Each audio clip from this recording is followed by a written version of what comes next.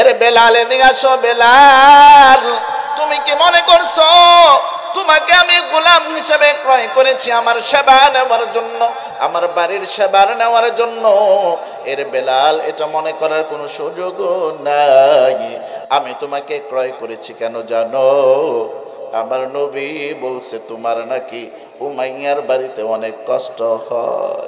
আমার নবীর কথায় আমি তোমাকে ক্রয় করেছি রে বেলাল।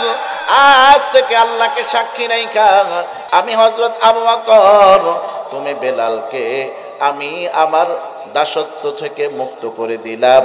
খোলা আকাশের নিচে এক আল্লাহর হুকুম, নবীর তরিকা মেনে মেনে তুমি জান্নাত অর্জন করতে থাকো। আচ্ছা মানুষ ভেবে দেখো, রাত্রি কেন কালো? চাঁদ সূর্য কোথা হতে পেল এত আলো? ফুলগুলো সব নানান রঙের কেমন করে হয়? পাতাগুলো সবুজ বটে, ফুলের মতো নয়। পশুগুলো কয় না কথা, মানুষ কেন কয়? পশুগুলো কয় না কথা, মানুষ কেন কয়? বলো বলো এসব মানুষ কেমন করে হয়? দুধ কেন হয় সাদা, পান কেন ঝাল? দুধ কেন হয় সাদা, পান কেন ঝাল? আমগুলো সব পাকলে পরে কেমনে হয় তালাল? আমরা সবাই বাস করি ভাই এই দুনিয়ার রঙে, হাতের রেখা আর চেহারা মিলে না কারো সঙ্গে।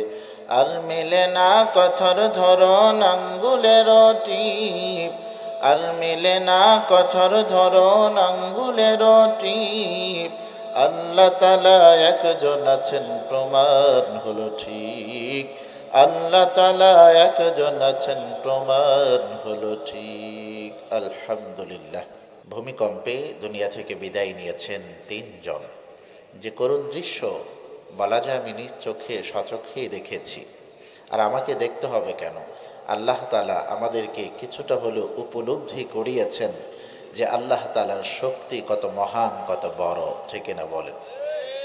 কেমন জানি বলতে পারেন আল্লাহ তাআলা এই ভূমিকম্পটা আমাদেরকে সতর্কবাণী হিসাবে দিয়েছেন। কিন্তু আমি তাকিয়ে দেখেছি কি রাজা, কি বাদশাহ, কি এমপি, কি মন্ত্রী, কি মেম্বার, কে চেয়ারম্যান, সবাই বাঁচার জন্য বহুতল ভবন থেকে রাস্তায় নেমে পড়েছে। এমনকি জুতাগুলো নেওয়ারও কি পায় নাই, সময় পায় নাই। তাহলে আল্লাহ তাআলার মিস কল, এটা 26 সেকেন্ডের একটি মিস কল ছিল। এই মিস কল সহ্য করার ক্ষমতা যদি পৃথিবীতে না থেকে থাকে, আল্লাহ যেদিন কল দিবেন সেটা মোকাবেলা করার ক্ষমতা কারো থাকবে? আমাদের যদি 3 দিন পেটে ট্রাবল হয়, আমাকে খুঁজে পাওয়া যাবে মহাকালীর হাসপাতালের বেইরে, ঠিক কিনা বলেন? তারপরেও জমি নিয়ে দ্বন্দ্ব, তারপরেও আমার রূপ নিয়ে আমার মধ্যে অহংকার, আমার জনবল আছে আমার মধ্যে অহংকার, আমার মধ্যে টাকার পাওয়ার আছে আমার মধ্যে অহংকার। কে টাকাওয়ালা, কে বাড়িওয়ালা আল্লাহ এটা দেখেন না, কার মধ্যে তাকওয়া আছেন এটাই আল্লাহ দেখেন, ঠিক কিনা বলেন? এজন্যই আল্লাহ তাআলার কাছে সম্মানিত হওয়ার ডেফিনেশন হলো ইন্না আকরামাকুম ইনদাল্লাহি আতকাকুম।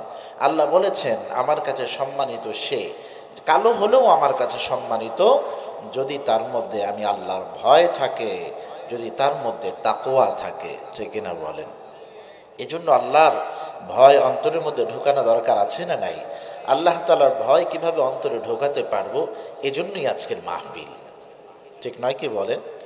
এজন্য আমরা এখানে এসেছি আল্লাহর পরিচয় পাওয়ার জন্য, আল্লাহর ভয় নিয়ে গুনাহ মাফ করিয়ে বাড়িতে যাওয়ার জন্য। আল্লাহ আমাদের সকলকে শেষ পর্যন্ত বসে গুনাহ মাফ করিয়ে বাড়িতে যাওয়ার তৌফিক দান করুন, সকলে পড়ি আমিন। যদিও আমি ক্লান্ত পরিশ্রান্ত, তারপরে যেহেতু স্টেজে উঠে গিয়েছি কিছু কথা বলবই। গতকালকেও 2টি প্রোগ্রাম ছিল, আজকেও 2টি প্রোগ্রাম একই সময়ে। এখন আমার থাকার কথা নারায়ণগঞ্জে, কিন্তু আপনাদের এলাকার আলেম উলামা যুবক শ্রেণীরা যখন আবেদন করেছে, আমি লক্ষ্য করে দেখেছি যে আমার যারা নিকট আত্মীয় তাদের আবেদনটাই কবুল করা দরকার, ঠিক কিনা বলেন? এবং এমন এক মাদ্রাসার মাহফিলে আমি আজকে উপস্থিত হয়েছি যেটা আমার জন্য সৌভাগ্য হয়েছে। এই মাদ্রাসা যখন শুভ উদ্বোধন হয়, সচিব জাকারিয়া মরহুম, আল্লাহ তাকে জান্নাত নসিব করুন, তাকে সাথে নিয়ে শাহান সাহেব যিনি আপনারা এই নামে চিনেন, তাকে সাথে নিয়ে আলহামদুলিল্লাহ এই মাদ্রাসার শুভ উদ্বোধন করার সৌভাগ্য আমার হয়েছে। আলহামদুলিল্লাহ পড়েন না কেন? যখন এমন কোনো মাদ্রাসা থেকে আহ্বান করে তাহলে অন্য জায়গায় যাওয়ার সুযোগ আছে? তাহলে আমি চলে এসেছি, আপনারাও চলে এসেছেন, কিন্তু কথা হবে কি শুধু শোনার নিয়তেই শুনবো না, মানারও নিয়ত করা যায় ইনশাআল্লাহ। মানার নিয়ত কারা কারা করতে পারি? দু হাত উঁচু করে আল্লাহকে দেখাই। নারে তাকবীর, হাতগুলো নামান। আপনাদের তাকবীরের এই ধ্বনি শুনে মনে হলো আপনারা মনে হয় শুধু রাতে নয় দুপুরেও মনে খানা খান নাই, না দুপুরে লাঞ্চ হয়েছে? তা তাকবীরের আওয়াজ এত অল্প কেন? কারণ মুসলমানের বিজয় অর্জন করতে তো কামান বিমান লাগে না। মুসলমানের ইমান মাখা তাকবীরের ধ্বনি যদি কোনো মুসলমান ছেড়ে দিতে পারে, নাস্তিক মুরতাদদের অন্তরে এটা গুলির মতো গিয়ে বিঁধে তারা পালিয়ে যেতে বাধ্য হয়। ঠিক কিনা জোরে বলেন? এই জন্য আওয়াজ আস্তে নয়, আওয়াজ দিতে হবে ধুরে জুড়ে। ঠিক কিনা জোরে বলেন? এক মুস্কান তাকবীরের ধ্বনি দিয়ে পুরো ভারতবর্ষকে কাঁপিয়ে তুলেছে। ঠিক কিনা জোরে বলেন? এজন্য জবান বন্ধ রাখার সুযোগ নাই।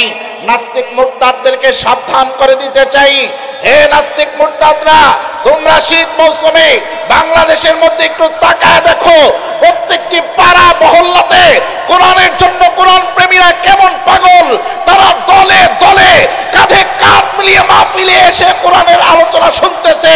তাদের সামনে যদি তোমরা কোরআন নিয়ে ষড়যন্ত্র করো, ইসলাম নিয়ে ষড়যন্ত্র করো, আলেম উলামা নিয়ে ষড়যন্ত্র করো, মসজিদ মাদ্রাসা নিয়ে ষড়যন্ত্র করো, তারা যেভাবে দেশ স্বাধীন করার জন্য রক্ত দিয়েছে, প্রয়োজনে কোরআনের জন্য আবারও রক্ত দিবে, তারপরে বাতিলের সাথে আপোষ করবে না। ঠিক কিনা জোরে বলেন? আল্লাহ আমাদের সকলকে বোঝার তৌফিক দান করে দিন, সকলে পড়ি আমিন। তাহলে অল্প কিছুক্ষণ আলোচনা করব, আমার সাথে মনের সাথে যোগ দিয়ে আলোচনা শ্রবণ করা যাবে ইনশাআল্লাহ। এবার বলেন তো নারে তাকবীর। এখন বোঝা যায় যে আমি কবরস্থানে ওয়াজ করছি না, জীবিত সমাজে ওয়াজ করতেছি। ঠিক কিনা জোরে বলেন? আল্লাহ কিছু কথা হবে, আপনি প্রথমে যিনি বলবেন অতঃপর যিনি যাহারা শুনবেন সকলকেই মানার তৌফিক দান করে দেন, সকলে পড়ি আমিন। এখানে মাদ্রাসার তলবে ইলম আছেন, যেহেতু মাদ্রাসা মসজিদ কেন্দ্রিক এলাকা, অনেকেই কোরআন তেলাওয়াত করতে জানেন। আমি পবিত্র কোরআন থেকে প্রসিদ্ধ একটি সূরার প্রথম 11টি আয়াত তেলাওয়াত করেছি। উক্ত 11টি আয়াতকে সামনে রেখে কিছু কথা বলার আশা রাখি। আল্লাহ আমাকে সেই তৌফিক দান করুন, আমাদের সকলকে মনোযোগ সহকারে শ্রবণের তৌফিক দান করুন, সকলে পড়ি আমিন। সূরাটির নাম হলো সূরা আল-লাইল। এই সূরা থেকে কথা বলবো 5টি পয়েন্টে। কয়টা পয়েন্টে? 5টি পয়েন্টে। আমার দিকে তাকান। 1 নম্বর পয়েন্ট, এই সূরার গুরুত্বপূর্ণ কিছু তথ্য আমি প্রথম পয়েন্টে দিয়ে দিব। দ্বিতীয় পয়েন্টে শানে নুজুল বলে দেওয়ার চেষ্টা করব।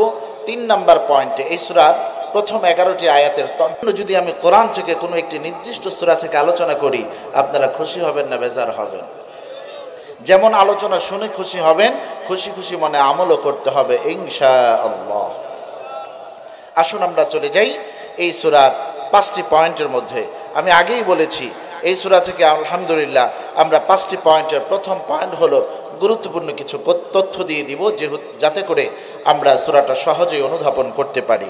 গুরুত্বপূর্ণ তথ্যের মধ্যে হলো এই সূরাটি স্থান পেয়েছে 30 নম্বর পারা। সূরার নং হিসাবে এই সূরাটি হলো 92 নং সূরা। এই সূরাটি অবতীর্ণ হয়েছে মক্কাতুল মুকাররমা। এই সূরার মধ্যে আয়াত নং হলো 21, শব্দ নং হলো 71 এবং এই সূরাতে হরফ আছে 312টি। এই সূরার নাম হলো সূরাতুল লাইল। লাইলুন শব্দ নিয়ে কেন নামকরণ করা হয়েছে? নামকরণ এজন্যই করা হয়েছে কারণ এই শব্দটি এই সূরার মধ্যেই আছে। সূরা থেকে শব্দ চয়ন করে সূরার নামকরণ করা হয়েছে। লাইলুন শব্দের অর্থ হলো রাত্রিকাল। তাহলে সূরার নাম রাত্রি, তাফসীর হচ্ছে কখন? রাত্রে না দিনে? বলেন। তাহলে সূরার নামের সাথে তাফসীরের মাহফিলের সময়ের মিল আছে না নাই? তাহলে রাত্রি নামক সূরাটি থেকে আমরা রাত্রিবেলা তাফসীর করছি। আল্লাহ আমাদের বোঝার তৌফিক দান করুন, সকলে পড়ি আমিন। দ্বিতীয় নাম্বার পয়েন্ট হলো এই সূরার শানে নুজুল, অর্থাৎ এই সূরাটি কোন প্রেক্ষাপটে নাজিল হয়েছে সেটাই জানার চেষ্টা করব। এই সূরাটি নাজিল হয়েছে 2 জন সাহাবীকে সামনে রেখে। নাজিলের প্রেক্ষাপটে মহানায়ক হলো দুইজন সাহাবী, একজন হলো হযরত আবু বকর রাদিয়াল্লাহু তাআলা আনহু, আরেকজন হলো হযরত বিলাল রাদিয়াল্লাহু তাআলা আনহু। যেই দুইজন সাহাবীর নাম বললাম, জীবনে একবার হলেও এই দুইজন সাহাবীর নাম শুনছেন কিনা? আবু বকর এবং হযরত বিলাল রাদিয়াল্লাহু তাআলা আনহুকে সামনে রেখে এই সূরাটি যেহেতু নাজিল হয়েছে, কিভাবে নাজিল হয়েছে খেয়াল করে তাকিয়ে দেখেন। হযরত আবু বকর রাদিয়াল্লাহু তাআলা আনহু হলো ইসলামের প্রথম খলিফা এবং হযরত বিলাল রাদিয়াল্লাহু তাআলা আনহু হলো ইসলামের মহা মুআজ্জিন। ঠিক কিনা জোরে বলেন। এই বিলাল রাদিয়াল্লাহু তাআলা আনহুকে তার মালিক বড্ড কষ্ট দিতেন। ঠিক কিনা জোরে বলেন। বিলাল রাদিয়াল্লাহু তাআলা আনহু ছিলেন হাবশী গোলাম। বিলাল রাদিয়াল্লাহু তাআলা আনহু ঈমান আনয়নের পর তার মালিক উমাইয়া ইবনে খালদ বিলাল রাদিয়াল্লাহু তাআলা আনহুকে পরামর্শ দেয়, এর বিলাল, তুমি তোমার ঈমানটা ছেড়ে দাও, তুমি বড্ড নিষ্ঠবান, তুমি বড় সততা অবলম্বন করে চলো, তোমাকে আমার বড় পছন্দ হয় রে বেলাল, কিন্তু তুমি যেই মুহাম্মদের উপর ঈমান আনয়ন করেছ, এই মুহাম্মদের উপর ঈমান আনয়নটা আমার পছন্দ হয় না, তুমি ঈমান ছেড়ে আমার দলে চলে আসো, যেহেতু আমার বাড়িতে কাজ করো। বিলাল রাদিয়াল্লাহু তাআলা আনহু সব জানায় দেয় যে ঈমানের রশি আমি গলায় লাগাইছি, যেই জান্নাতের মালায় আমি পড়েছি, যেই ঈমান আমি আনয়ন করেছি, আমার জীবন চলে যেতে পারে, তারপরেও আমি ঈমান থেকে এক চুল পরিমাণও দূরে সরে যাব না। এ মুসলমান ভাই আমার, হযরত বিলাল রাদিয়াল্লাহু তাআলা আনহু যখন সাফ জানায় দেয় ঈমান ছাড়বে না, এই বিলাল রাদিয়াল্লাহু তাআলা আনহুকে উমাইয়া ইবনে খালদ সীমা লঙ্ঘন করে তাকে শাস্তি দেওয়া শুরু করে দেয়। এই বিলাল রাদিয়াল্লাহু তাআলা আনহুকে মরুভূমির তক্ত বালুর মধ্যে শোয়াইয়া পাথরগুলো তার বুকের মধ্যে রেখে রেখে তাকে ঈমান ছেড়ে দেওয়ার জন্য চাপ প্রয়োগ করতে থাকে। যখন অবস্থা এমন, তখন একদিনের ঘটনা, আমার আপনার নবী রাস্তা দিয়ে কোথাও যাচ্ছিলেন, বিলাল রাদিয়াল্লাহু তাআলা আনহুকে যখন ঈমান ছাড়ার জন্য এমন কষ্ট দেওয়া হয়, বিশ্বনবী এই দৃশ্য দেখে চোখের পানি ছেড়ে ছেড়ে সামনের দিকে আগায়া যায়। বিশ্বনবী যখন সাহাবায়ে কেরামের মজলিসে জমা হলেন, আর কাউকে ডাক দিলেন না, আমার আপনার নবী হযরত আবু বকর রাদিয়াল্লাহু তাআলা আনহুকে ডাক দিলেন। ডাক দিয়ে বললেন, এর আবু বকর, তুমি কি জানো বেলালকে উমাইয়া কত কষ্ট দেয়? আবু বকর রাদিয়াল্লাহু তাআলা আনহুর বুঝতে আর কোনো বাকি নাই। কোন সাহাবীকে না ডাক দিয়ে আমার নবী আমাকে ডাক দিয়ে এই কথা কেন শোনালেন? যা বুঝাবার চেষ্টা করেছেন আবু বকর তা বুঝে গিয়েছেন। হযরত আবু বকর তিনি রুমের মধ্যে, কক্ষের মধ্যে প্রবেশ করে থলের মধ্যে স্বর্ণ মুদ্রা দিনার নিয়ে রওনা হয় উমাইয়া ইবনে খালফের বাড়িতে। অনেক অর্থ নিয়ে উমাইয়া ইবনে খালফের বাড়িতে গিয়ে সাফ একেবারে প্রস্তাব দিয়ে দেয়, এরে উমাইয়া, তুমি কি তোমার গোলাম বেলালকে বিক্রি করবা কিনা? বলে ক্রেতাকে বলে দাও। উমাইয়া ইবনে খালফকে আবু বকর রাদিয়াল্লাহু তাআলা আনহু জানায় দেয়, এরে উমাইয়া, ক্রেতা আর কেউ নয়, ক্রেতা হলো আমি, আর তুমি দামের জন্য কোনো চিন্তা কইরো না। তাকায় দেখো, আমি নিয়ে আসছি থলে ভরে স্বর্ণ মুদ্রা দিনার, তোমার যা লাগে এখান থেকে নিতে পারবা, বিনিময়ে বেলালকে আমার কাছে বিক্রি করে দাও। উদাহরণস্বরূপ উমাইয়া ইবনে খালফ কিনেছিল 5 টাকা দিয়ে বেলালকে, কিন্তু হযরত আবু বকর বিলাল রাদিয়াল্লাহু তাআলা আনহুকে ক্রয় করতে যায় 500 টাকা দিয়ে। তাহলে 495 টাকা লাভ, ঠিক কিনা জোরে বলেন? কারণ দুনিয়াবি যারা আছে তারা দুনিয়ার লাভ খুঁজে, আর আখিরাতের ফিকির যাদের মধ্যে আছে তারা দুনিয়ার লাভ লসের চিন্তা করে না, তারা চেষ্টা করে আখিরাতে কিভাবে লাভবান হওয়া যায়, ঠিক কিনা?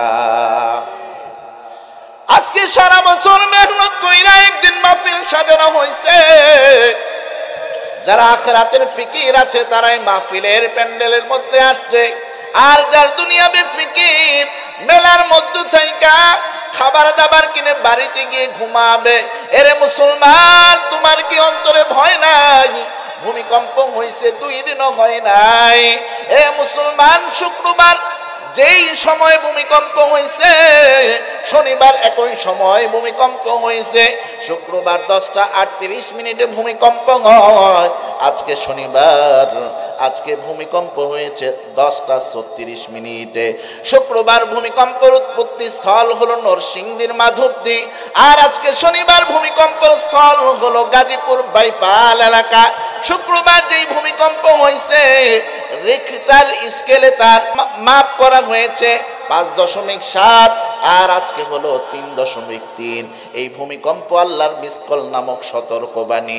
যদি এখনো সময় আছে সতর্ক না হও, যদি তুমি সতর্ক না হইয়া নামাজ বাদ দাও, যদি এই ভূমিকম্প তোমার অন্তরকে ভয় লাগাইয়া পরিবর্তন জীবনকে না করতে পারো, এ মুসলমান, জাহান্নাম ছাড়া বুঝি তোমার কোনো উপায় নাই, ঠিক কিনা?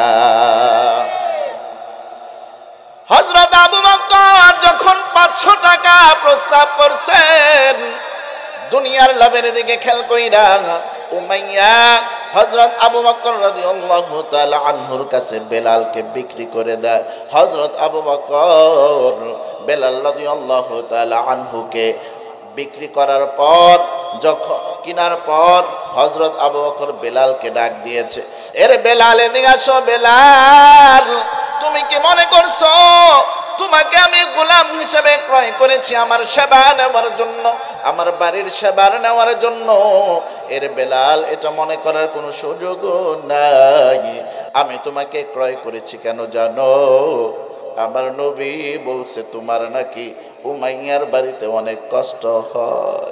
আমার নবীর কথায় আমি তোমাকে ক্রয় করেছি রে বেলাল। আজ থেকে আল্লাহকে সাক্ষী রাইখা আমি হযরত আবু বকর তুমি বেলালকে আমি আমার দাসত্ব থেকে মুক্ত করে দিলাম। খোলা আকাশের নিচে এক আল্লাহর হুকুম, নবীর তরিকা মেনে মেনে তুমি জান্নাত অর্জন করতে থাকো। আর জুড়ে বলেন সুবহানাল্লাহ। উমাইয়া ইবনে খালফ থেকে হযরত আবু বকর বেলালকে কিনে তাকে আজাদ করে দিয়েছে, যাও মুক্ত বাতাসে ইবাদত করতে থাকো। বেলালও খুশি, হযরত আবু বকরও খুশি। এই খুশির জোয়ার আর দুনিয়ায় রইল না, এমন খুশি হয়েছে এই বেলালকে আজাদ করে দেওয়ার কারণে আমার আল্লাহ খুশি হয়ে গেছে। খুশি হয়ে আমার আল্লাহ সূরাতুল লাইলের শেষটি পাঁচটি আয়াত হযরত আবু বকর রাদিয়াল্লাহু তাআলা আনহুর প্রশংসায় নাজিল করে দিয়েছেন। জোরে জোরে কোন সুবহানাল্লাহ। প্রশংসা আয়াত নাজিল করতো, যদি এখানে শেষ থাকতো বুঝে নিতাম শেষ। শুধু শেষ নয়, এই 5টি আয়াতের মধ্যে আল্লাহ তাআলা হযরত আবু বকরকে বেলালকে মুক্ত করে দেওয়ার কারণে এই কাজটা এত পছন্দ করেছেন। পছন্দ করে হযরত আবু বকরকে আমার আল্লাহ তাআলা জান্নাতের সুসংবাদ শোনাইছেন এই সূরাতুল লাইলের মধ্যে। সুবহানাল্লাহ, জোরে কর না কেন?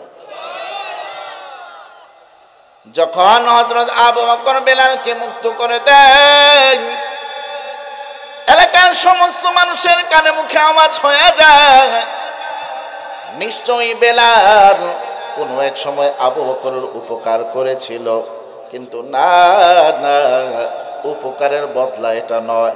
এক ইমানের রশি তারা গলা লাগাইছে। তারা কেমন জানি একটি দেহ, হাত কষ্ট পাইলে যেমন পা কষ্ট পায়, দিল কষ্ট পায়, ঠিক তেমনি ভাবে পুরো পৃথিবীর মুসলমান একটি দেহের মতো। বেলাল কষ্ট পাওয়ার কারণে আবু বকর কষ্ট পায়, তার কারণে আমাদের নবীর অন্তরে কষ্ট লাগে, ঠিক কিনা জুড়ে বলেন? অথচ ফিলিস্তিনের মুসলমানরা কষ্ট করতেছে, তুমি আরামে খাও, আরামে ঘুমাও, তোমার মনে কি কোনো কষ্ট লাগে না? তারা খানার অভাবে কষ্ট করতেছে, পানির অভাবে কষ্ট করতেছে। এই জন্য সাবধান করে দিতে চাই, ফিলিস্তিনের মুসলমানও আমার ভাই, এ মুসলমান ভারতের মুসলমানও আমার ভাই। পৃথিবীর আনাচে কানাচে যত জায়গা মুসলমান আছে, সমস্ত মুসলমান আমার ভাই, সমস্ত মা বোন আমাদের মা বোন। তাদের আঘাত লাগা মানে আমাদের আঘাত লাগার সমান। এজন্য সাবধান করে দিতে চাই, এখনো যদি সাবধান না হও, বিশ্ব মুসলিম যখন ঐক্যবদ্ধ হইয়া শুধুমাত্র হেঁটে যাবে, ওই নাস্তিক মুরতাদ, ওই কাফেরেরা মানুষের থুতুর নদীতে ভেসে যেতে বাধ্য হবে। ওমা ঠিক কিনা জোরে কান? মুসলমান যদি সবাই মিলে একটু থুতু মারে, এটার স্রোতই তো কাফের বেঈমান নাস্তিক মুরতাদরা ভেসে যেতে বাধ্য হবে। ঠিক কিনা জোরে বল? এই জন্য মুসলমান ভাই, এই কারণে সূরাতুল লাইলটা আল্লাহ তাআলা নাযিল করে দিয়েছে। আমি 2টি পয়েন্ট ডান হাতে রেখে দিলাম, আসুন বাম হাত থেকে 3, 4, 5 নং পয়েন্টগুলো বলে দেই। 3 নাম্বার পয়েন্টে হলো সূরাতুল লাইলের প্রথম 11টি আয়াতের তরজমা। এতক্ষণ যেই কথাগুলো বললাম, আর একটু কথা যদি আমি বলতে চাই, মনের সাথে যোগ লাগায়া শোনা যাবে তো ইনশাআল্লাহ। খেয়াল করে দেখেন 3 নাম্বার পয়েন্ট, আল্লাহ পাক রব্বুল আলামিন সূরাতুল লাইলের 11টি আয়াতে কি বলছেন? আল্লাহ বলেন, ওয়াল্লাইলি ইযা ইয়াগশা। আল্লাহ তাআলা বলেন, অন্ধকারাচ্ছন্ন রাতের কসম। ওয়ান্নাহারি ইযা তাজাল্লা, আলোকিত দিনের কসম। ওয়ামা খালাকায যাকারা ওয়াল উনসা, এমন রবের কসম যেই রব নর এবং নারী সৃষ্টি করেছেন। তাহলে 3টি আয়াতে আমার আল্লাহ 4টি কসম করেছেন। আল্লাহ যেহেতু এই বিষয়গুলোর উপর কসম করেছেন, তাহলে বোঝা যায় এই বিষয়গুলো গুরুত্বপূর্ণ। ঠিক কিনা জোর বলে? আমাদের সমাজে আমরা মায়ের কসম করি, বাবার কসম করি, সন্তানেরও কসম করি। ঠিক কিনা জোরে বলে? যদিও এটা উচিত নয়, মুসলমান কসম করবে একমাত্র আল্লাহর। ঠিক কিনা? আল্লাহ তাআলা দিনের কসম, রাতের কসম কেন করেছেন? আমার আল্লাহ নর এবং নারীর কসম কেন করেছেন? আমার আল্লাহ রাতের কসম করেছেন। রাতটা হলো আল্লাহ তাআলার কাছে অত্যন্ত গুরুত্বপূর্ণ একটা বিষয়। কোনো ব্যক্তি রাতের অন্ধকারকে কাজে লাগাইয়া বিশ্রাম করে করে দিনের বেলা কাজ করার জন্য নিজেকে উপযোগী করে গড়ে তোলে। কোনো বান্দা রাতের অন্ধকারকে কাজে লাগাইয়া তাহাজ্জুদের যায় নামাজে বসিয়া আমার আল্লাহর প্রিয় হয়ে যায়। আবার কোনো ব্যক্তি রাতের অন্ধকারকে কাজে লাগাইয়া চুরি করে, ডাকাতি করে, আছে না নাই? এই জন্য সাবধান সাবধান।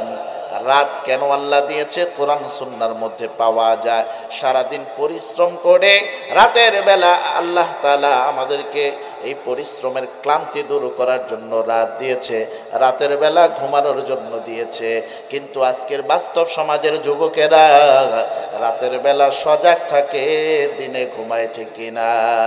মোবাইলের দিকে তাকায় রয়েছে, আরেক দিকে ফজরের আজান দেয়।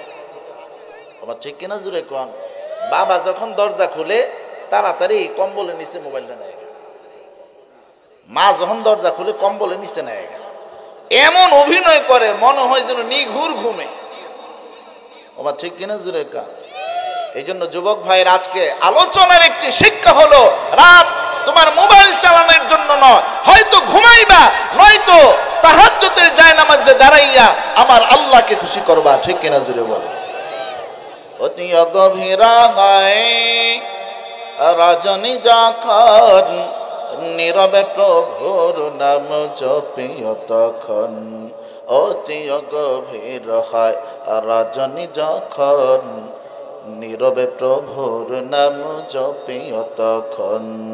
প্রভুর করুণা যদি পাইবারে চাও, নিশিতে উঠে প্রভুর গুণগান গাও। নিশিতে উঠে প্রভুর গুণ গান গাও, ঠিক কিনা? লম্বা করার সুযোগ নাই। আল্লাহ তাআলা এই চারটি বিষয়ের কসম করে আমার আল্লাহ পাক রব্বুল আলামিন চমৎকার একটি কথা বলছেন। আল্লাহ বলছেন ইন্না সায়াকুম লাশাত্তা। আল্লাহ তাআলা বলছেন সবার কাজকর্ম এক না, তোমাদের এক একজনের কর্মপন্থা হলো এক এক রকম, ভিন্ন ভিন্ন রকম, ঠিক কিনা জুড়ে বলেন। মুফাসসির ইকরাম বলেন এখানে আল্লাহ তাআলা কি বুঝাইতে চেয়েছেন? আল্লাহ বুঝাতে চেয়েছেন মুসলমান এবং কাফেরের কর্মকাণ্ড এক হতে পারে না। মুসলমান নামাজ পড়ে, কাফের নামাজ পড়ে, ঠিক কিনা জুড়ে বলেন। কাফের খায়, কাফের ঘুমায়, কাফের গোসল করে, কাফের বিবাহ করে। মুসলমানও খায়, ঘুমায়, গোসল করে, বিবাহ করে। তাহলে পার্থক্য হলো কোথায়? ইসলাম বলেছে, কোরআন সুন্নাহ বলেছে, পার্থক্যটা হলোই নামাজ। তোমার ঠিক কিনা জুড়ে বলেন। এই জন্য যারা নামাজ পড়ে না এরা কি খাঁটি মুসলমানের খাতায় আছে? আজকে যারা এখানে আমরা এসেছি ফজরের নামাজ পড়বো তো ইনশাআল্লাহ।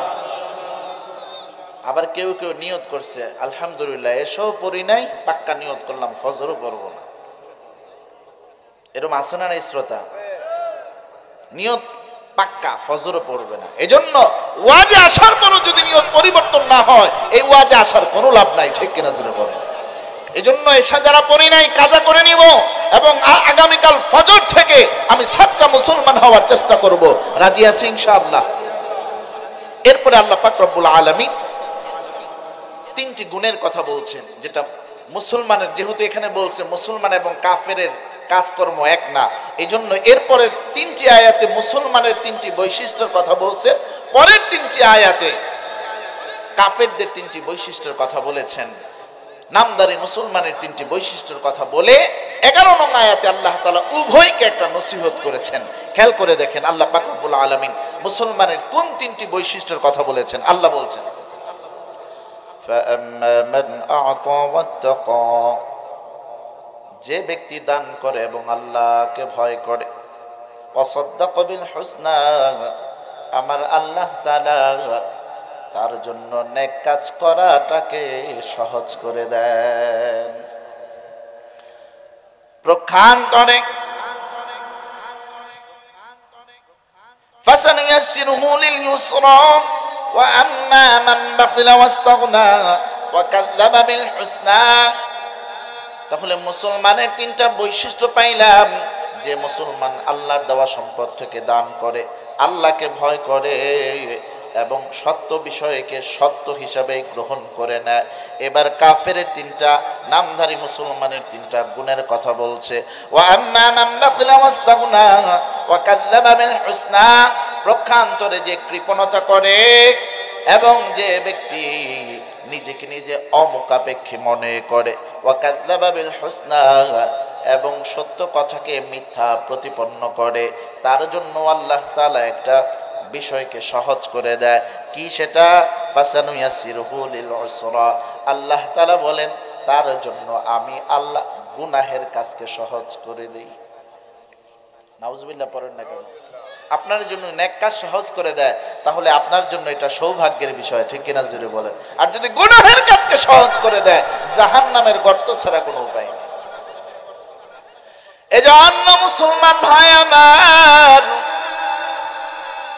আমরা চাই আমরা আল্লাহকে ভয় করব, দান করব এবং সত্যকে সত্য রূপে গ্রহণ করে আল্লাহ তাআলা যেন আমার নেক কাজ করাটাকে সহজ করে দেয়, এটাই আমরা চাই, ঠিক এরা জুড়ে বলেন। খেয়াল করে দেখেন, ছোট্ট একটা উদাহরণ দিয়ে দিলে আপনি বুঝে নেবেন গুনাহের কাজ কেমনে সহজ হয় আর নেক কাজ কেমনে সহজ হয়। আমি কোনো কথা কোরআন সুন্নাহর বাহিরে বলার চেষ্টা করি না। যে উদাহরণ আমি শুনাইতেছি এই উদাহরণ পাবেন মুসনাদ আহমদের 12504 নং হাদিসে। এ মুসলমান, ওই হাদিসে যে উদাহরণ দেওয়া হয় এটা মদিনা শরীফের একটি উদাহরণ। মদিনা শরীফে একটি এতিম বালক বসবাস করত। এতিম মা নাই, বাবা নাই। মদিনা শরীফে কোন রকম একটা খেজুরের বাগান চাষ করে এই এতিম বালকটা নিজের আহার নিজে জুগাইতো। এ মুসলমান, এই এতিম বালক খেজুরের বাগান যখন করলেন, খেয়াল করে দেখলেন আমার আশেপাশেও আরো অনেকের বাগান আছে, আমার দ্বারা যেন অন্য কারো বাগানের ক্ষতি না হয়, আমি আমার পুরো বাগানটাকে প্রাচীর দিয়ে ফেলবো, তাহলে আমার বাগানে আমি নিজে নিজে কাজ করব, যা পাই তা দিয়ে আমি আমার জীবনকে হালাল ভাবে চালাবো। যেই খেয়াল সেই অনুপাতে কাজ। পরের দিনেই মদিনা শরীফের এতিম বালক তার খেজুরের বাগান প্রাচীর দেওয়ার জন্য শুরু করলেন। এ মুসলমান, পাশে আরো একটি খেজুরের বাগান ছিল, ওই বাগানের মালিকের নাম হলো আবু লুবাবা। আবু লুবাবার বাগানের পাশে এতিম বালকের খেজুরের বাগান।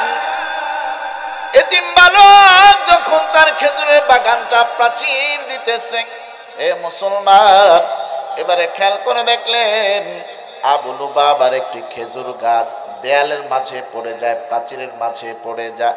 যদি এই গাছ বাঁচাইতে চায় তাহলে তার দেয়ালটা সোজা হবে না, আর যদি গাছ বাঁচাইতে চায় সোজা হবে না, আর যদি সোজা করতে চায় তাহলে এই গাছটা তার অংশের মধ্যে চলে আসে।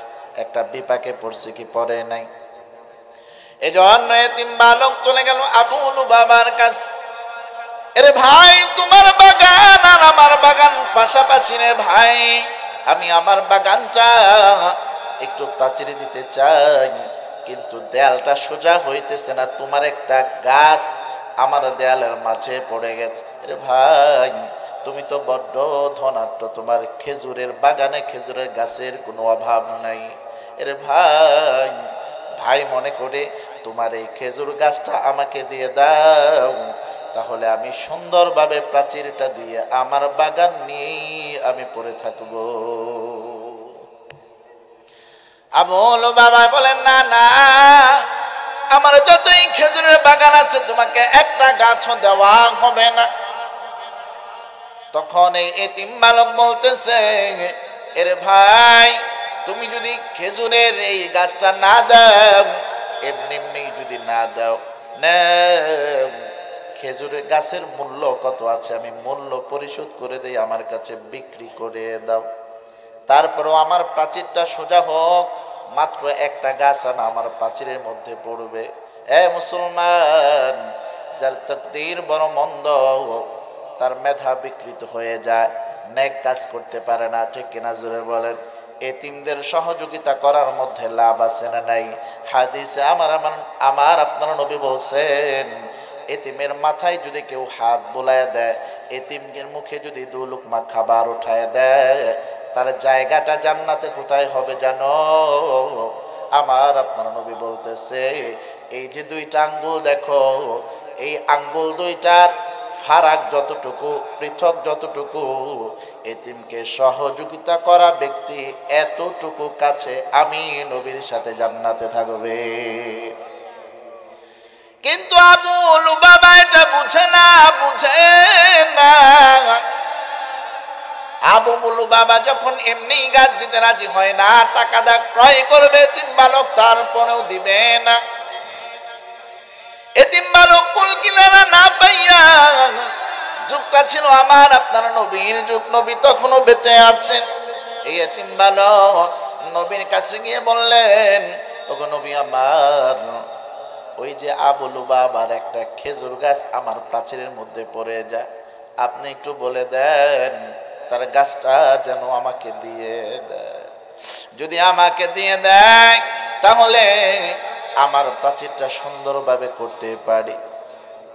এবার আমার আপনার নবী বললেন, এরে এতিম বালক, তুমি আবু লুবাবাকে খবর দিয়ে আমার খানকায় নিয়ে আসো। আবু লুবাবা যখন খানকাজ, আমার নবী বলে, এরে আবু লুবাবা, এতিম, এই বালকটা বড্ড এতিম মানায়।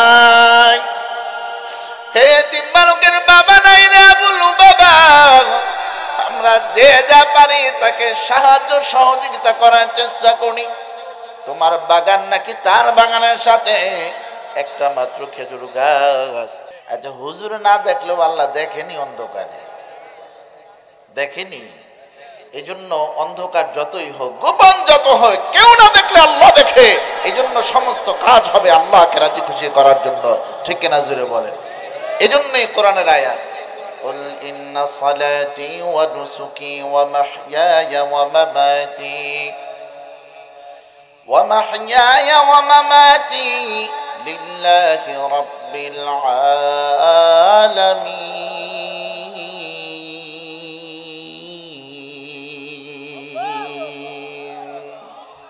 চলতো নি আর কয়েক মিনিট আছেন তো ইনশাআল্লাহ?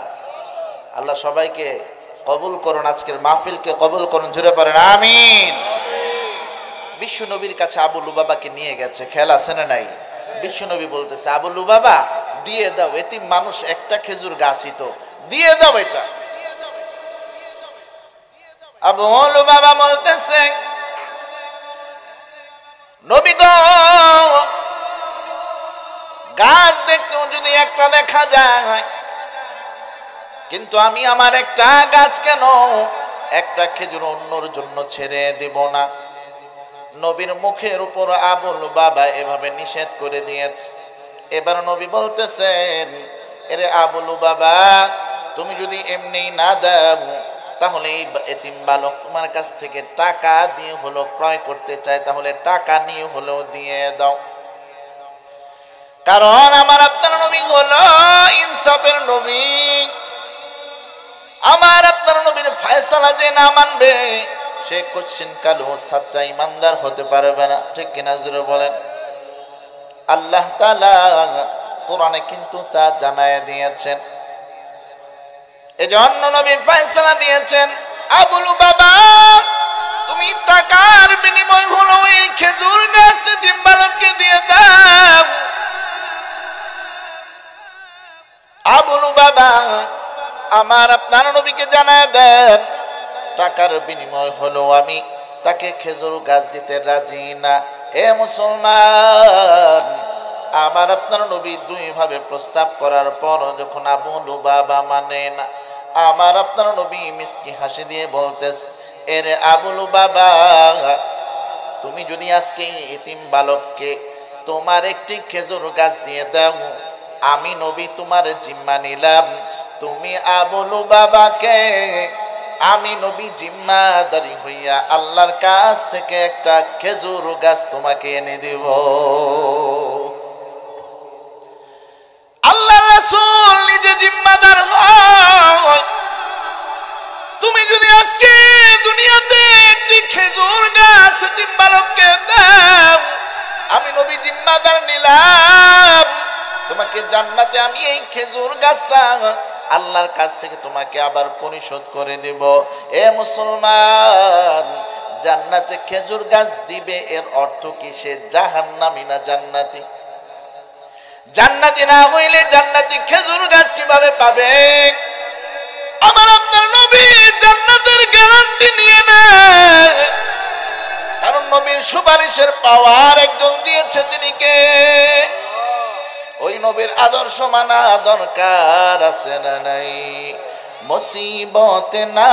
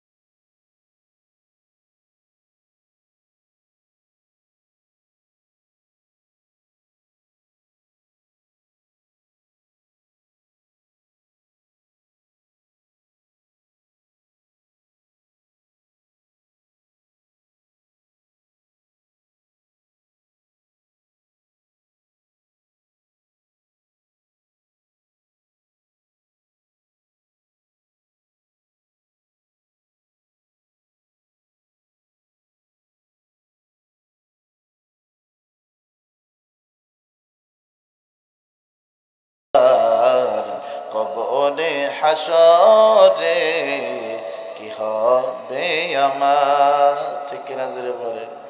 হাসরে মিজানে আখিরাতে যদি নবীর সুপারিশ না পাই তাহলে আমার জীবনটা ধন্য হবে না, ঠিক কিনা জোরে বলেন। এই জন্য নবীর সুপারিশ যদি পেতে চাই নবীকে অনুসরণ অনুকরণ করতে হবে কি হবে না। নবী মাথায় টুপি পরেছে, লম্বা জামা পরেছে, নবী 5 ওয়াক্ত নামাজ পড়েছে, নবী কোরআন তেলাওয়াত করেছে, নবী মিথ্যা বলে নাই, নবী সুদ ঘুষ খায় নাই। আমাকে নবীর মতোই জীবন যাপন করতে হবে, ঠিক কিনা জোরে বলেন। কিন্তু যুবক, আমার বড্ড দুঃখ লাগে তুমি কিভাবে ফজরের নামাজ না পড়ে তুমি ঘুমায়ে থাকো, ঠিক কিনা জোরে বলেন। এই জন্য ফজর নামাজ না পড়ে ঘুমায় থাকো, জোহরে জানাজা তৈরি হতে পারে কি পারে না, জোরে বলেন। এই জন্য আমাকে আপনাকে শুধু ফজর নয় 5 ওয়াক্ত নামাজই আদায় করতে হবে। আল্লাহ আমাদের আদায় করা তৌফিক দান করুন, সকলে পড়ি আমিন। খেয়াল করে দেখেন বিশ্বনবী কি নিয়ে নিলেন, জান্নাতের গ্যারান্টি নিয়ে নিলেন। আমার নবী কখনো ওয়াদা দিয়ে ওয়াদা ভঙ্গ করে? আমার আপনার নবীকে কাফেররাই আল আমিন হিসাবে উপাধি দিয়েছে, ঠিক কিনা জোরে বলেন। অতি বিশ্বাসী এমন যখন গ্যারান্টি দেয় আবু লুবাবাকে, আমার আপনার নবীর এমন গ্যারান্টিতেও আবু লুবাবার অন্তর গলে না। আবু লুবাবা নবীর মুখের উপর না করে দেয় আমি এই গাছ দিতে পারবো। নাউজুবিল্লাহ পড়তে মন চাইল না। মুসলমান ভাই আমার খেয়াল করে দেখেন, যেই মজলিসে আমার আপনার নবী আবু লুবাবাকে জান্নাতে খেজুরের গাছ ফিরিয়ে দেওয়ার ওয়াদা দেন, ঠিক ওই মজলিসে ভিন্ন আরেক সাহাবী উপস্থিত ছিল। তার নাম হলো সাবির, কিন্তু প্রসিদ্ধ নাম হলো আবু দাহদা রাদিয়াল্লাহু তাআলা আনহু। আবু দাহদা রাদিয়াল্লাহু তাআলা আনহু ওই মজলিসে উপস্থিত। আবু দাহদা নবীকে বলে, নবী গো, যে গ্যারান্টি আপনি আবু লুবাবাকে দিয়েছেন জান্নাতের গ্যারান্টি, আমি যদি এই এতিম বালককে ওই খেজুরের গাছটা কিনে এতিম বালককে দিয়ে দেই তাহলে আমার জন্য কি এই অফার আছে নি নবী? আমার আপনার নবী জানায় দেন, এর আবু দাহদা, তুমি যদি এতিম বালককে ওই খেজুরের গাছটা এতিম বালককে কিনে তুমি দান করে দিতে পারো, তোমার জন্য আমি নবী জান্নাতের গ্যারান্টি নিয়ে নিলাম। এবার ওই আবু দাহদা ভাবতেছে নবীর গ্যারান্টি যে আবু লুবাবার অন্তর নরম করতে পারলো না, ওই আবু লুবাবার কাছ থেকে কিভাবে ওই খেজুর গাছটা ক্রয় করে এতিম বালককে দেওয়া যায়। একটা মিনিট নীরবে ভাবার পর আবু দাহদা আবু লুবাবাকে প্রস্তাব দেয়, এরে আবু লুবাবা, তুমি কি আমার একটা বাগানের কথা জানো কিনা রে আবু লুবাবা? আবু দাহদা জানায় দেন, আমার একটা খেজুরের বাগান যে অমুক শহরে আছে তুমি জানো কিনা? যে বাগানটার মধ্যে একটা আর দুইটা নয়, ওই বাগানের মধ্যে 600 খেজুর গাছ। শুধু তাই নয়, শুধু তাই নয়, ওই বাগানের মধ্যে আমার একটা ডুপ্লেক্স বাড়ি আছে। আপনারা বুঝার সহজে বোঝার জন্য বললাম, সুন্দর একটা বাড়ি আছে। শুধু তাই নয়, আমার ওই বাড়ির সামনে সুন্দর একটা সুইমিং পুল আছে। আমার বাড়ির সামনে একটা কূপ আছে যেখান থেকে পানিও সহজে গ্রহণ করা যায়। আবু লুবাবা, তুমি কি ওই বাগানটা চিনো কিনা? আবু লুবাবা জানায় দেয়, ওই বাগান আমি চিনবো না কেন? শুধু আমি নয়, এই এলাকার মধ্যে সবচাইতে সুন্দর বাগান হইল আপনার ওইটা। আবু লুবাবা, তাহলে চিনছেন আপনি আমার বাগানটা? আমার ওই সুন্দর বাগানটা একদিন একটু সফর করার জন্য মানুষ শিডিউল দিয়ে দিয়ে যায়, এত সুন্দর বাগান। ওই বাগানটা যদি আমি আপনাকে দিয়ে দেই, আপনি কি এই এতিম বালকের প্রাচীরের মধ্যে যেই একটি খেজুর গাছ আপনার আছে, এই গাছটা আমারে দিবেন? কি মনে করছেন আপনি? অফারটা সহজে মনে বুঝেন নাই। অফারটা হলো পুরো গুলশান বনানী আপনাকে দিয়ে দিবে, আর আপনি 2500-এর 1% জায়গা তারে দিবেন। অফারটা যদি কাউকে এমন দেয়, এই ব্যক্তি খালি ডানে তাকায় বামে তাকায়, কয় কি পুরো গুলশান বানানে আমারে দিয়ে দিব। আর এই ২৫০০-এর ১% জায়গার বিনিময় ডানে বামে তাকাইতেছে, বিশ্বাস করার মতো না। তখন আবু দাহদা বলে, এরে আবু লুবাবা, ডানে বাম তাকানোর কোনো সুযোগ নাই, আমি যা বলছি তাই করব। বলো তোমার একটি খেজুর গাছ কি এটার বিনিময় হলো দিবা কিনা? এবার আবু লুবাবা উপস্থিত সবাইকে সাক্ষী রেখে বলে, শুনছো শুনছো, আবু দাহদা আমাকে ওই ৬০০ খেজুর গাছ বিশিষ্ট ওই বাগান দিয়ে দিবে, বাগানে যে বাড়ি আছে বাড়ি দিয়ে দিবে, বাগানের মধ্যে যে কূপ আছে ওগুলো দিয়ে দিবে, বিনিময় নাকি আমি একটা খেজুর গাছ দিব। তোমরা সবাই সাক্ষী থাকো, আমার একটি খেজুর গাছের বিনিময় আবু দাহদার ৬০০ খেজুর গাছ বাড়ি সহ কূপ সহ আমি গ্রহণ করলাম। এ মুসলমান ভাই আমার, জান্নাতের বিনিময়ে একটি খেজুর গাছ দিতে চায় না। আর আবু দাহদা তার ৬০০ বাগান, ৬০০ খেজুর গাছ বিশিষ্ট বাগান, তার অট্টালিকা বাড়ি, তার বাড়ির সামনের কূপ, এই সব কিছু দিয়ে জান্নাত খরিদ করতে চায়। এ মুসলমান, বিনিময়ে এতিম বালকের জন্য একটি খেজুর গাছ কিনে নেয়। একটু খেজুর গাছ কিনে নেওয়ার পর বিশ্ব নবীকে সাক্ষী রেখে আবু দাহদা বলতেছে, এর এতিম বালক এদিকে আসো, এই যে তোমার যেই খেজুর গাছের কারণে তুমি সোজাভাবে প্রাচীর নির্মাণ করতে পারো না, ওই খেজুর গাছের মালিক এখন আমি। এই খেজুর গাছটা আমি আবু দাহদা তুমি এতিম বালককে আজকে উপহার দিয়ে দিলাম। আবু দাহদা উপহার দেওয়ার পর আবু দাহদা চোখের পানি ছেড়ে দিয়ে বিশ্ব নবীকে বলে, গো নবী, জান্নাতের যেই অফার ছিল গো নবী, এই জান্নাতটা কি আমি এখনো পাবো কিনা? এ মুসলমান ভাই, নবীর কাছে যখন এমন কথা বলা হলো, আপনার নবী জানায় দেয়, এরে আবু দাহদা, তোমার জন্য আমি আল্লাহ তাআলার পক্ষ থেকে অবশ্যই সেই জান্নাত এবং জান্নাতের খেজুর গাছ আমি আল্লাহর কাছ থেকে এনে দিব। এ মুসলমান ভাই আমার, জান্নাতের গাছের মূল্য কত জানেন? হাদিসের মধ্যে পাওয়া যায়, ইন্না ফিল জান্নাতি লাশাজারাতান ইয়াসিরুর রাকিবু ফি যিল্লিহা মিআতা আমিন লা ইয়াকতাউহা। আনাস ইবনে মালিক রাদিয়াল্লাহু তাআলা আনহু থেকে হাদিসটি বর্ণিত হয়েছে। তিনি বলেন, বিশ্বনবী জনাব মুহাম্মদুর রাসূলুল্লাহ সাল্লাল্লাহু আলাইহি ওয়াসাল্লাম বলেছেন, জান্নাতের একটি গাছ কেমন জানো? ওই গাছের ছায়া কোনো আরোহী যদি 100 বছর পর্যন্ত এই গাছের ছায়ার মধ্যে বিচরণ করে হাঁটতে থাকে, জান্নাতের একটি গাছের ছায়া সে শেষ করতে পারবে না।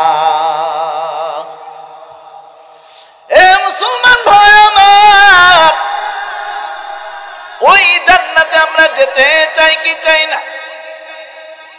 যেই জান্নাত দেখলে চোখ শীতল হয়ে যাবে, যেই না জান্নাতে প্রবেশ করলে অন্তর শান্ত হয়ে যাবে, এমন জান্নাতে আমরা যেতে চাই কি চাই না?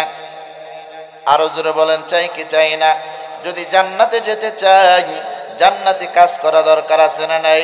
জান্নাতে যেতে চেয়ে যদি জাহান্নামের কাজ করি তাহলে জান্নাতে যাওয়া যাবে না। অনেকেই আমাদেরকে প্রশ্ন করেন, হুজুর জান্নাতে যাওয়া যায় কিভাবে এবং জাহান্নাম থেকে মুক্ত করা যাবে তো ইনশাআল্লাহ? এ মুসলমান, তিরমিজি শরীফের 2572 নং হাদিসে আমার আপনার নবী চমৎকার ভাবে একটি দোয়া শিখাইছেন। ওই দোয়াটা যদি নবীর বাতলানো পথে আমল করতে পারেন তাহলে আপনার জান্নাত কেউ ঠেকাতে পারবে না। যদি ওই আমলটা করতে পারেন, আমার আল্লাহ তাআলা দয়া করে আপনাকে জাহান্নাম থেকে মুক্ত করে দিবেন। ছোট আমলটা কি? আপনি পড়বেন, আল্লাহুম্মা ইন্নী আসআলুকাল জান্নাতা ওয়া আউযু বিকা মিনান নার। তিরমিজি শরীফের হাদিসে আসছে, আনাস রাদিয়াল্লাহু তাআলা আনহু থেকে হাদিসটি বর্ণিত, জনাবে মুহাম্মদুর রাসূলুল্লাহ সাল্লাল্লাহু আলাইহি ওয়াসাল্লাম বলেছেন, আল্লাহুম্মা ইন্নী আসআলুকাল জান্নাতা ওয়া আউযু বিকা মিনান নার। এই দোয়াটা যদি দৈনিক কেউ 3 বার পড়ে, কয়বার বলেন? 3 বার যদি কেউ পড়ে, আল্লাহ তাআলা নিজ হাতে তাকে জান্নাতে প্রবেশ করায় দেবে। এই দোয়াটা যদি কেউ 3 বার পাঠ করে, তাহলে আল্লাহ পাক রব্বুল আলামিন তাকে জাহান্নাম থেকে মুক্ত করে দিবেন। সুবহানাল্লাহ, জোরে পড়লেন না?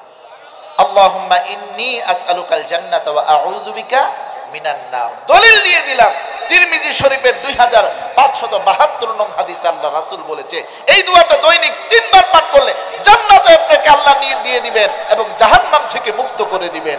এই দোয়াটা আমল করা দরকার আছে না নাই?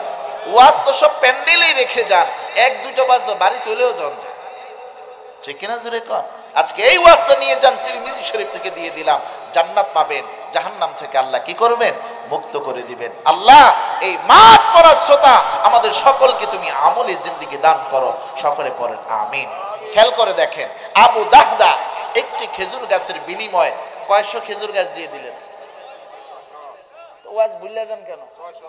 মনে রাখছেন? মাশাআল্লাহ, জোরে কর। বয়স হয়ে গিয়েছে, আমার খুবই মুহাব্বতের ওয়াজ কিন্তু এখনো মুখস্থ। মাশাআল্লাহ, জোরে কর না কেন? খেয়াল করে দেখেন, খেজুর গাছ, একটা খেজুর গাছের বিনিময়ে কয়টা খেজুর গাছ দিয়ে দিলেন? 600। বিশ্বনবীর কথায় পড়ে, ঠিক কিনা জোরে বলেন? এই আবু দাহদা এতিমকে খেজুর গাছ দান করে এখন রওনা হয়েছে বাড়ির মধ্যে। কোন বাড়িতে?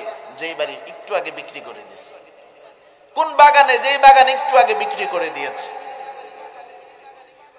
এবার আবু দাহদা বাড়িতে প্রবেশ করে না, বাড়ির দূর থেকে তার স্ত্রীকে ডাকতেছে। স্ত্রীকে ডেকে ডেকে বলেন, স্ত্রী ঘর থেকে বের হও রে স্ত্রী, বাগান থেকে বের হও, তুমি একা নও, আমার সন্তানদেরকে নিয়ে তুমি বের হও। আবু দাহদা লক্ষ্য করে দেখতেছেন সন্তানগুলো বাগানের মধ্যে কত সুন্দর করে খেলাধুলা করতেছে। এ মুসলমান, আবু দাহদা যখন তার স্ত্রীকে ডাক দিয়েছে, স্ত্রী পর্দানিশীল স্ত্রী, আজকে বাস্তব সমাজে পর্দা নাই। আমি ঢাকা মতিঝিল ওয়াজ করেছিলাম, এই যে আপনার অক্টোবর মাস মতিঝিল, আমি যখন বলেছি বাস্তব সমাজে পর্দা নাই, এক মুরব্বী হাত জাগায় বলে, হুজুর কে বলছে পর্দা নাই? অবশ্যই পর্দা আছে। আমি তাকে তাৎক্ষণিক জিজ্ঞেস করলাম, আমি তো দেখি পর্দা নাই, আপনি দেখেন পর্দা আছে, কোন ব্যাখ্যায় পর্দা আছে আমাকে একটু বলেন। বুড়া মুরব্বী ভিতরে তার দুঃখ ফেটে যায়, মুখে মিষ্টি হাসি দিয়ে বলে, হুজুর আমি দেখি কোন জায়গায় পর্দা জানেন? পুরো শহরের দরজা জানালার মধ্যে পর্দার কোনো অভাব নাই। নারীর পর্দা এখন চলে গেছে দরজা জানালার মধ্যে, ঠিক কিনা? নতুন বাড়ি বানাইছে বলে ঘরের দরজা জানালায় যে পর্দা লাগাইছো, এই পর্দার দাম কত? গর্ব করে করে বলে, আমার বাড়ির পর্দার দামই 1.5 লাখ টাকা। হায় হায়! আর 1000 টাকা দিয়ে তার স্ত্রীকে, তার কন্যাকে একটা বোরকা বানায় দিতে পারে না। দরজা জানালায় পর্দা লাগায় কি হবে? যদি ঘরের নারীকে বেপরদায় ছেড়ে দাও। এজন্য নামাজ, রোজা, হজ, যাকাত যেভাবে ফরজ, নারীর জন্য ঠিক তেমনি ভাবে পর্দা করা ফরজ, ঠিক কিনা? এ মুসলমান ভাই আমার, আবু দাহদা তার স্ত্রীকে বলছে, স্ত্রী বের হও, সন্তানকে বলছে বের হও। স্ত্রী তো পর্দানিশীল, পর্দার অন্তরাল থেকে তাকায় দেখে স্বামী দরজার সামনে নয়, বাড়ির একেবারে শেষ মাথায়। স্ত্রীর মনে একটা প্রশ্ন দাঁড়ায় গেল, কি ব্যাপার? কোনদিন তো আমার স্বামী দূর থেকে আমাকে এমন ভাবে ডাকে না, কারণ নারীদের নামটাও পর্দা, ঠিক কিনা জোরে বলেন? এই জন্য আমার আপনার আল্লাহ কোরআনেও কিন্তু তেমন কোনো নারীর নাম বলে নাই। আমার আপনার আল্লাহ নারীদের ইমামতি জায়েজ রাখে নাই। নারীকে আমার আল্লাহ সম্মান দান করছে, কিন্তু বাস্তব সমাজে কিছু মানুষ নারীর সম্মান বুঝতে চায় না। সম অধিকারের কথা বইলা নারীকে রাস্তায় নামাইয়া তার চোখের খিদা নিবারণ করতে চায়। ঠিক কিনা জোরে কন? এ মুসলমান, লোহা আপনার উঠানের মধ্যে পড়ে থাকে, কেউ ধরে না, কিন্তু এক আনার একটু স্মরণ আছে, এটা আপনি শোকেসের মধ্যে লুকায় রাখেন, আলমিরাতে লুকায় রাখেন, স্টিলের আলমারি। ঠিক কিনা জোরে বলেন? কারণ কি? কারণ কি? বলে এই লোহার চেয়ে অনেক দাম বেশি হলো স্বর্ণের। এই জন্য স্বর্ণ আমি গচ্ছিত রাখি, স্বর্ণকে আমি পর্দার আড়ালে রাখি। এ মুসলমান, ইসলামে পুরুষের থেকে বেশি সম্মান আল্লাহ দিয়েছেন নারীকে। এজন্য আমার আল্লাহ নারীকে ঢেকে রাখতে চান, নারীকে আবৃত করে রাখতে চান। কারণ এই নারী হলো সম্মানের নারী। এটা শুধু স্বামীকে দেখাবে, এই রূপ সৌন্দর্য বেগানা পুরুষকে দেখানোর কোনো অনুমতি নাই। ঠিক কিনা? স্ত্রীকে ডাকার পর স্ত্রী জিজ্ঞেস করতেছেন, স্বামী দূর থেকে আমাকে ডাকেন, ব্যাপার কি? স্বামী জানায় দেন, আবু দাহদা জানায় দেন, এর প্রাণের স্ত্রী, এই মাত্র আমি আমার 600 খেজুর গাছ বিশিষ্ট বাগানটা বিক্রি করে চলে আসছি। আমি আমার বাড়ি বিক্রি করেছি, আমি আমার কূপ বিক্রি করে দিয়েছি। এখন এই বাগান, এই বাড়ি, এই কূপ আমার নয়। এই বাগান, এই বাড়ি, এই কূপ হলো আমার আল্লাহ। সুবহানাল্লাহ, জোরে পড়ুন না সুবহানাল্লাহ। এই বাড়ি এখন আমার না, এটা আল্লাহর হয়ে গেছে। কারণ আল্লাহর কাছ থেকে আমি জান্নাতের আশা এটা বিক্রি করে দিয়েছি। স্ত্রী বলতেছে, স্বামী আমার এত সুন্দর বাড়ি, খুব কষ্ট করে আপনি তিলে তিলে করেছেন, এত সুন্দর বাগান অনেক কষ্ট করে আপনি করেছেন। ও স্বামী, আপনি এই বাগান, এই বাড়ি, এই কূপ কার কাছ থেকে কত টাকার বিনিময়ে বিক্রি করেছেন? স্বামী জানায় দেন, আবু দাহদা তার স্ত্রীকে জানায় দেন, ওরে প্রাণের স্ত্রী, আমি আমার এই বাড়ি, এই ঘর, এই কূপ সব কিছু জান্নাতের বিনিময়ে বিক্রি করে দিয়েছি। স্ত্রী এই কথা শোনার পর স্ত্রী 3 বার বলে উঠেছে, আল্লাহু আকবার, আল্লাহু আকবার, আল্লাহু আকবার।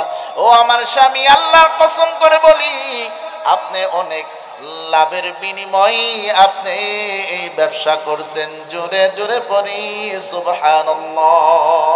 আমার আপনার স্ত্রী হইলে আমাকে দৌড়ান দিত। ঠিক কিনা? জোরে বলেন। আর আদর্শ স্বামীর আদর্শ স্ত্রী, নেককার স্বামী, নেককার স্ত্রী বলে আলহামদুলিল্লাহ, এই ব্যবসাটাই তো আপনার খুব লাভবান ব্যবসা, আপনি জান্নাতের বিনিময়ে আনা বাগান দিয়েছেন। ঠিক কিনা? জোরে বলেন। আমি এই ঘটনার মাধ্যমে যেই কথা বুঝাইতে চাই, নবী জান্নাতে খেজুর বাগান দিবে, খেজুর গাছ দিবে, এমন কথা শোনার পরও আবু লুবাবা জান্নাত ক্রয় করতে পারলো না একটা খেজুর গাছের বিনিময়। তার জন্য নেক আমল করা সহজ হলো না কঠিন হলো? আর আবু দাহদা 600 খেজুর গাছের বিনিময় জান্নাত ক্রয় করে ফেললো। তার জন্য 600 গাছ বিসর্জন দিয়ে হলেও নেক আমল করা সহজ হলো না কঠিন হলো? তাহলে আল্লাহ যদি কাউকে নেক আমল করাটা সহজ করে দেয়, কঠিন কাজও তার জন্য সহজ হয়ে যায়। আর আল্লাহ যদি কাউকে অন্তরে সিলমোহর মেরে দেয়, সহজ কাজও তার জন্য কঠিন হয়ে যায়। এই কথাটাই আল্লাহ তাআলা সূরাতুল লাইলে বলছে, ফাসানুয়াসিরুহু লিল ইউসরা ফাসানুয়াসিরুহু লিল উসরা। যে ব্যক্তি আল্লাহকে ভয় করবে, দান করবে এবং সত্য কথাকে সত্য হিসাবেই গ্রহণ করে নিবে, ওই ব্যক্তির জন্য আল্লাহ নেক আমল সহজ করে দিবে।